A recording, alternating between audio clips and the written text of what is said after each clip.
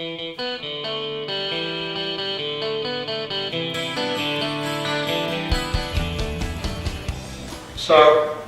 I guess the question becomes, what do we do with this, and the process that we need to go through.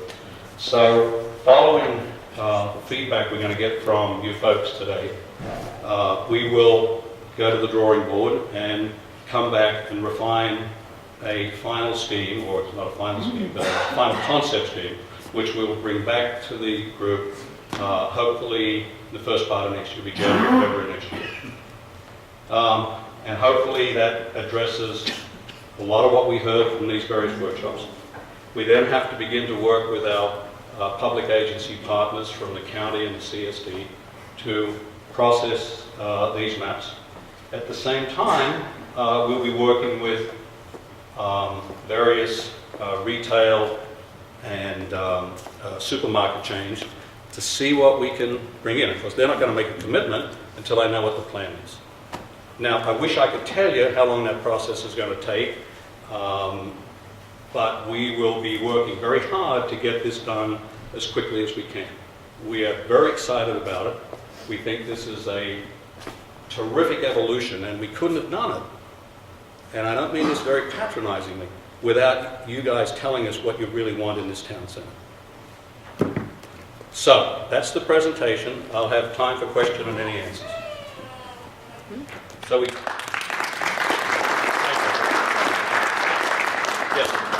What's happening south of Main Street? You've got the mixed-use buildings around Main Street. What's going on in the south? We don't control a lot of that. That's by another developer. Well, what's the plan? Is apartment company? Oh.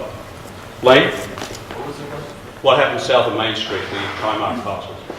Oh, south of Main Street. Well, Yeah. part of south of I don't think I need this, but I do. Yeah. No. Yeah, so south of Main Street, there's some mixed-use opportunities there. When you get further south, you get into the commercial, and Trimark still owns a commercial office park. But right at the Main Street edge, we do control that property, and Yeah, exactly. So that's going to be. so you can see some apartments there, potentially some townhomes, and then even intermixing some retail. So when you say south, then you come further south, and for quite a period along Mountain House Parkway, you're then going to have office complex.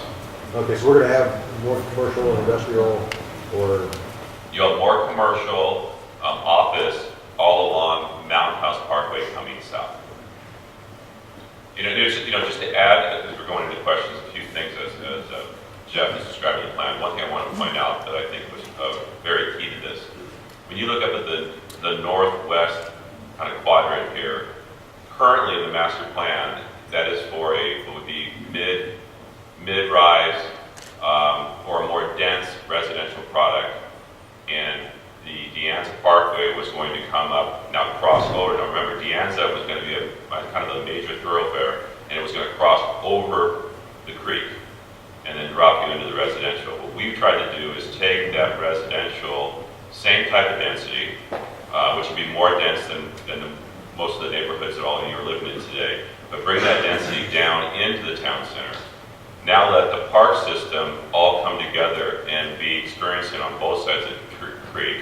And I do think that a pedestrian bridge going over the creek to link the park system is better than a major road that's coming over the creek to take residents from up in that area where you have to get in your cars and potentially drive down or ride your bikes down to the town center. So that was a big part of this plan, was not only getting De Anza away from being this major roadway coming in, bifurcating the whole town center, but also looking at potentially switching some of the uses and bringing the concentration of some of the residents right there experience in the town center firsthand. Linda, another question? What is the process with De Anza? What exactly do you have to do to? Well, it's on the make the call. master plan, Okay. and we will have to work with the CSD and the county to see. We've had some preliminary traffic studies done that really just shows it has minimal impact. We may have to improve a couple of intersections.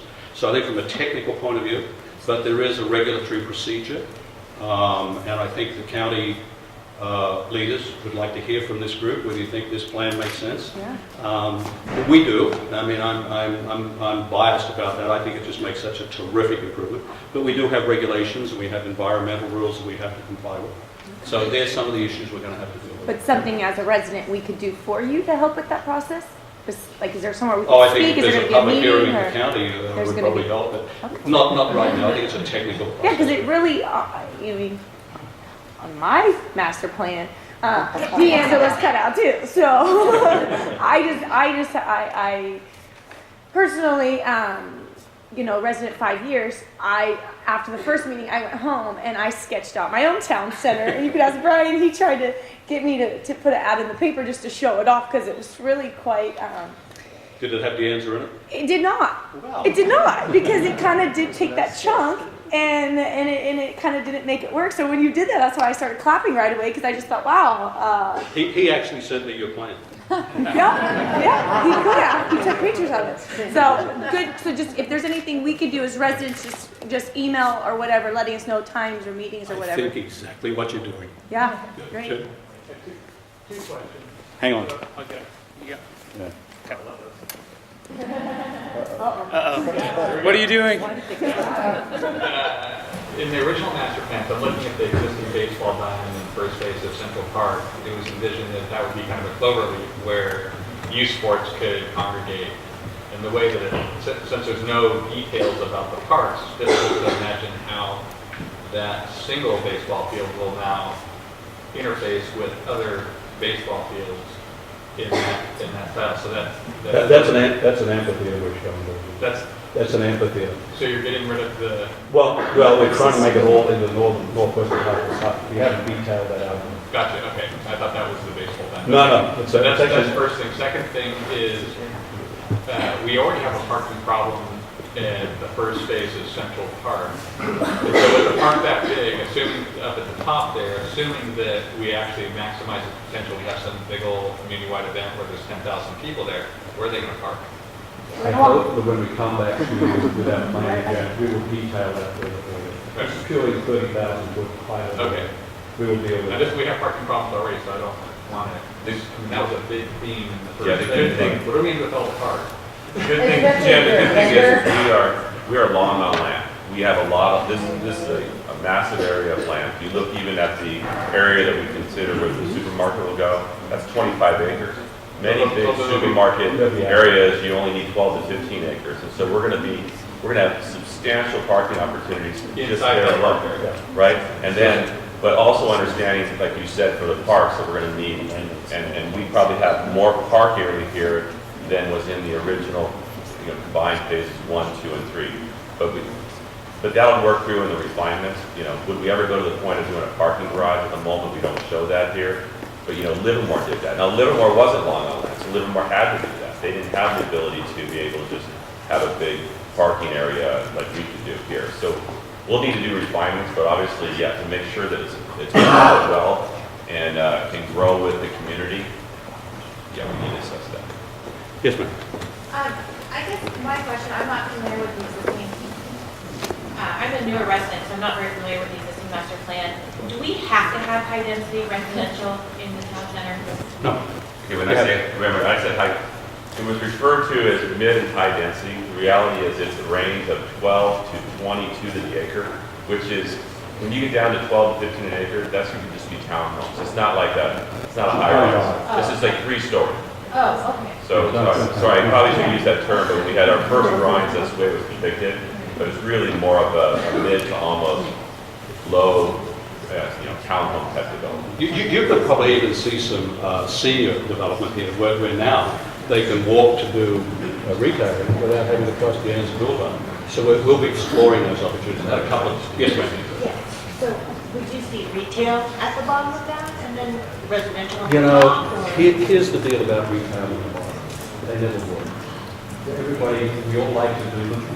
So we will try to do it, but they're very hard to make work. Retail, I think, is going to be more around the square and in the streets leading up to the retail. One of the things about sort of plans, they've got to be organic. They've got to grow as the community grows. We want to create opportunities that we can't even conceive of 10 or 15 years from now. So we want to try to mix, one of the things we heard from the mixed use, we want to mix up those some commercial places of worship, some retail, but they'll probably all be oriented around the school. Shea did a development in Dublin called Waterford, where this used to work there. Okay, so that was the Shea development. And in that development, we did put retail underneath, but that was an apartment complex, Waterford apartment. So potentially, if you're going to look to do retail under living, I think it needs to be apartments. And we do want to look at whether there's viability to bring apartments into this plan in the downtown. But to do for sale, you know, that's really pretty tough. Lane or Jeff, the $64,000 question, where's the pool? Everybody is looking forward to having a community pool and we're It's getting in the city complex. Jeff, can you speak up? Sorry, where? To the left. Mountain House. Library, townhouse, swim, They said that, I would have mentioned that last question. There's the whole sports civic complex, that's the pool in that area, Celeste. And it's named the Celeste Pool. I'll name that special for you. Yes. Okay, we're located way over there on this campus scene. Question is, the streets, Yes, are they drivable? yes, Um, at minimum, you know, like wide streets, well, 2 lanes. okay, wide space, 2 lanes, but you're talking about residential. In the middle of all this, isn't it going to make a problem with traffic? One of the things we talked about at the first meeting was to minimize cars, actually eliminate them from the downtown. Sure. And I don't see any parking structures. We talked about parking structures because we wanted parking structures outside of the downtown area. Yeah, I mean, any downtown, when you look at the downtowns that are pedestrian friendly, I do think I think what Livermore has done, and then even Pleasanton. Now, Pleasanton downtown is you park, it's a parallel park along the main street. Livermore, they have the diagonal parking. But in both those situations, it's just a 2 lanes, so 1 lane each way. It's not, 4 lanes like originally was really looked upon here, especially De-Anza. And so we do want to de-emphasize the automobile field, but we also have to be realistic. People need to get down here, and from one end of the master plan to the other, it's quite a distance. But hoping that a lot of that parking could happen at what would be more the big supermarket area, and then you could then walk to Main Street and then experience Main Street from walking. But I do think there's going to be some parking. We do want to de-emphasize it. And we hope with the plaza, so that it's not a thoroughfare, that it kind of breaks it up. It doesn't make it so convenient that people have it as a cut through. That was also part of the problem with De-Anza. De-Anza was going to be, everyone's going to use that road to cut across, the whole master plan, and it would really break up the experience in the downtown. Okay, Pam. From back here, I can't read anything. I don't know where any of the words say. I'm wondering if you could give an introduction to each section of this town center and tell us where's the grocery store, where's, housing, because you're all over and I'm not familiar with it. Okay, and we will do that. And also, so we're going to have, during the workshop, these plans will be right in front of you. We got to get plans on the We're going table. to have, okay. All right, let me see if I can have a shot at it.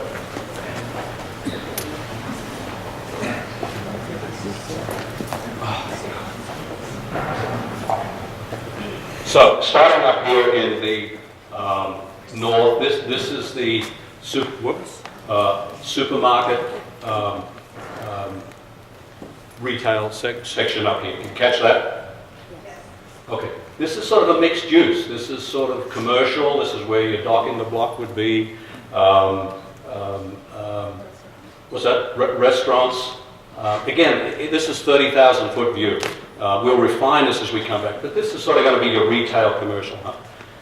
The town plaza, restaurants, shops around the outside, opportunities for a fountain, impromptu concerts, art parades, places of public worship. There's places for churches and synagogues and so forth.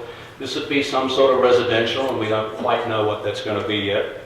But this is the civic end of the plan. This will be the town hall, future town hall, a plaza, the amphitheater, maybe a small community theater that we heard from the first workshop, pools and tennis courts in the existing park. So the plan is sort of anchored by a civic sports complex at this end, the retail center here, and the what we call the Mountain House Town Plaza.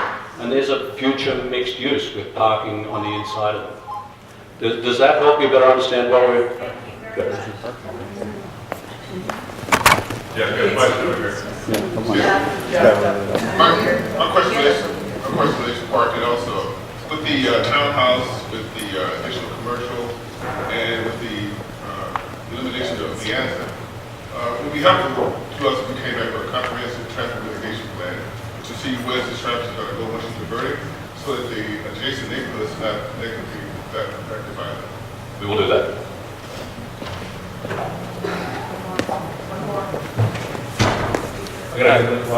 Yeah, this gentleman.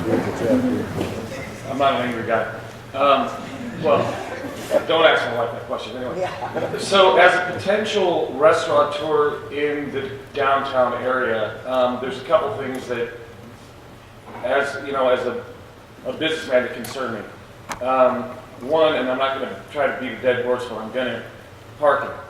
You know, I had a restaurant in Livermore 20 years ago before they redeveloped the entire downtown area. And parking was a huge problem. And part of a community like this is a retailer or a restaurant owner is not going to want to depend on the community itself. They're going to want to bring business in from outside of the community. As, you know, as residents, we're going to want the same thing because we want to be able to, you know, well, and we want part of that revenue. You know, we want tax breaks. You know, we want to be supported because we're all paying so much for water and everything else. And I've been here for 8 years, so I started, you know. So parking is an issue. You know, downtown Livermore's done a great job. And I also work with national retail grocers, and I can tell you that they're not going to want all of us parking in their parking lot to go to the restaurants. So that's really a bad call. Another thing is there going to be a board to decide what restaurants come in? Because when I was first in Livermore, they were excited that I was opening up a small Italian restaurant because there were 13 Chinese restaurants and 11 Mexican restaurants. So is there going to be a board to choose what comes in so there's not 4 coffee shops and 3 Italian restaurants and 4 bakeries? You know, I mean, we're going to want to make sure that there's diversity in that. As designers, I would highly recommend, I don't know how many of you have ever been to Underdog at Concannon in Livermore. When I'm stressed out, I go to that place and I just decompress. There's a huge lawn, oak trees, families with their dogs. I mean, it's a great place. So just, you know, I would suggest going when it's warm, not when there's an Arctic storm going on, because there's not going to be anybody there. But it's just a great example of what a town square and something that attracts people would be. That's really kind of... Could you include those in your comments on the plan after lunch, which would be helpful for us to... Thank you, they're good comments. Thank you. My other question was, what are you going to do to make it? I know it's always money driven, but small businesses can actually stay in business and big box markets are going to take over when they run out. It's a classic problem, and I don't know if I have an answer for you. Yeah. It's sort of the paradox of you want the supermarket. Supermarket's going to take over business. How much opportunity is left over for the small guys? And that's going to be so far in the future, and I don't know if we're going to have much control over that. But what we don't want, by the way, is businesses that fail. Could you repeat the question? Repeat the question, please. Thank you, The John. question is, what do we have in place to keep it economically affordable for small businesses to stay in our community, and that's what we desire to have, not have big box mart come in and take over. Did you hear that? Not really. Jeff, can you just repeat the mic? Well, the question is, that what are the opportunities for small businesses when a lot of it's going to be dominated by the big box users? I don't think there's a good answer for that. I think these are organic plans. They're going to grow as the community grows. I mean, we're a quarter of the way through the development of Mountain House.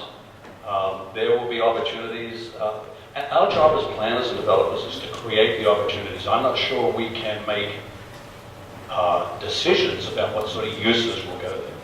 I mean, I've been frequently involved in when the planners have said this restaurant shouldn't work, and because of the entrepreneurial drive of the restaurateur, these restaurants are enormously successful. So we have to create opportunities for small businesses. Other questions? Sue and Rob? Thank you all very much. I look forward to getting your comments on these plans.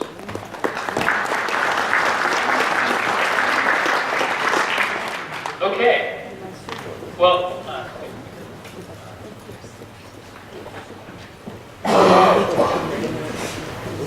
we are just working through this agenda like gangbusters. We're doing great. So what we're going to do is we're going to start working as a group on each of the 4 concepts.